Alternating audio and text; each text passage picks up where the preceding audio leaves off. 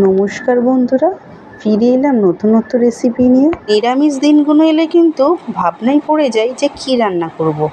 তো এখন তো পটলের সিজন, পটল তো সবার ঘরেই কম বেশি রয়েছে, তাই ঘরোয়া কিছু উপকরণ দিয়েই বানিয়ে ফেললাম ডাল ও পটলের পটল মুগেশ্বরী। এটি কিন্তু খুব অল্প উপকরণ দিয়ে আর খুব কম সময়ে কিন্তু এই রেসিপিটা বানানো হয়ে যায়। তাহলে চলুন দেখে নেওয়া যাক রেসিপিটি। প্রথমে মুগ ডালকে ভালো করে ভেজে নিয়ে ভালোভাবে ধুয়ে ফ্রেশ জলে ভিজিয়ে রাখবো। এরপর একটি কড়াইয়ের মধ্যে আগে থেকে কেটে রাখা আলু পটল ও সামান্য নুন হলুদ দিয়ে খুব ভালো করে ভেজে তুলে নেব।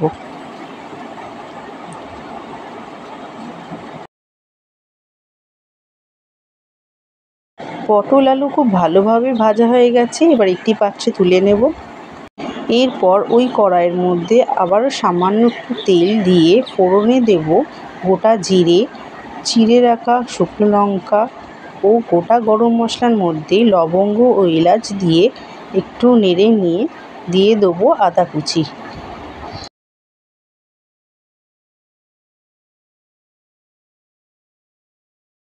আদাটা ভালোভাবে ভাজা হয়ে গেছে, এরপর দিয়ে দেবো আগে থেকে ভেজে ধুয়ে রাখা মুগ ডালটি, সেটাও ভালোভাবে ভেজে নেব। ভেজে নেওয়া হয়ে গেছে, এরপর দিয়ে দেবো পরিমাণ মতো নুন ও সামান্য জল। তারপর একে একে অ্যাড করব গুঁড়ো মশলা, হলুদ গুঁড়ো, লঙ্কার গুঁড়ো, ধনিয়া গুঁড়ো ও জিরে গুঁড়ো। এইগুলো দিয়ে ভালো করে কষিয়ে নেব। মশলা থেকে তেল ছেড়ে এলে দিয়ে দেবো ভেজে রাখা আলু পটলগুলো।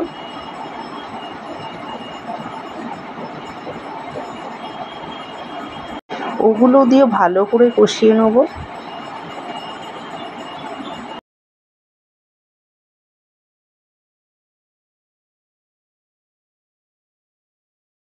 কষিয়ে নেওয়া হয়ে গেছে, এরপর দিয়ে দেবো উষ্ণ গরম জল, যাতে রান্নার টেস্টি আরও দ্বিগুণ হয়।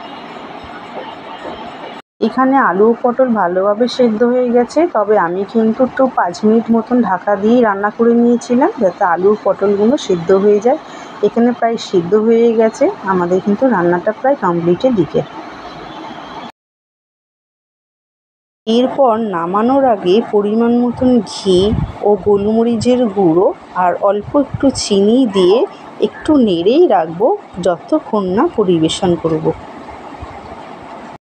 পটল মুগেশ্বরী কিন্তু একেবারেই রেডি সার্ভ করার জন্য। তবে এই পটল মুগেশ্বরী কিন্তু অনেকেই জানেন, কারা কারা জানেন অবশ্যই কিন্তু কমেন্ট করে জানাতে ভুলবেন না। আর যারা জানেন না তারা কিন্তু অবশ্যই এটি বাড়িতে বানিয়ে দেখবেন, খেতে কিন্তু অসাধারণ হয়।